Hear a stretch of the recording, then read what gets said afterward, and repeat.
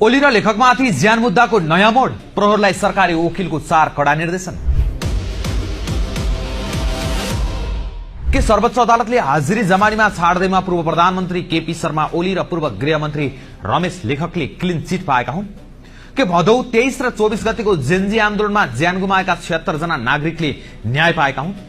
सत्ताको बागडोर सम्हालिसकेका देशका 2 शक्तिशाली भिभिआईपी पक्राउ पर्नु र 13 दिनपछि सर्वोच्च अदालतको आदेशमा रिहा हुनुले यतिबेला नेपाली राजनीति तरङ्गिन्छ। पूर्व प्रधानमन्त्री ओलीले आफूलाई प्रमाण नपुगेर रिहा गरिएको भन्दै सामाजिक सञ्जालमा खुशी व्यक्त गरे, तर सत्य त्यति सरल छैन। दर्शकवृन्द, आज हामी एउटा यस्तो तथ्यको पर्दाफाश गर्दैछौं जसले ओली र लेखकको कानूनी लडाई भर्खर सुरु मात्र भएको संकेत गर्छ।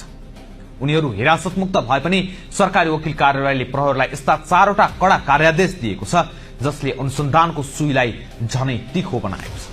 अर्कोतर्फ हाई प्रोफाइल नेताहरूमाथि अनुसन्धान गरिरहेका प्रमुख सरकारी वकिलको रातारात सरुवा भएको छ। के हो यो भित्री खेल? सेना, प्रहरी, सशस्त्र र अनुसन्धान विभागका महानिरीक्षकदेखि एआईजी सम्मलाई कारवाही सिफारिश गर्ने गौरीबहादुर कार्की आयोगको प्रतिवेदन अब के हुन्छ? सबैभन्दा पहिला कुरा गरौं अदालतको आदेश र त्यसपछिको न्यारेटिभ अर्थात भाष्यको। चैत 26 गते बिहान सर्वोच्च अदालतको आदेशपछि पूर्व प्रधानमन्त्री केपी शर्मा ओलीलाई उनकी पत्नी राधिका साक्य र पूर्व गृहमन्त्री रमेश लेखकलाई उनकी पत्नी यशोदा लेखकको जिम्मामा हाजिरी जमानीमा रिहा गरियो। सर्वोच्चका न्यायाधीश द्वय विनोद शर्मा र सुनिल पोखरेलको इजलासले उनीहरूलाई रिहा गर्ने आदेश दिएको थियो। रिहा भए लगत्तै ओलीले सामाजिक सञ्जालमा लेखे, सरकारले पूर्वाग्रह र प्रतिशोधपूर्ण रूपमा फौजदारी अभियोग लगाई 13 दिन गैर कानूनी नियन्त्रणमा राख्यो, तर मुद्दा चलाउने आधार र प्रमाण नपुगेपछि अन्ततः म रिहा भएँ। तर दर्शकवृन्द, के अदालतले साँच्चै प्रमाण नपुगेर छाडेको हो त? तथ्यले त्यसो भन्दैन। सर्वोच्चको आदेशमा ओली र लेखकलाई पक्राउ गर्नु गैर कानूनी थुना हो भनिएको छैन।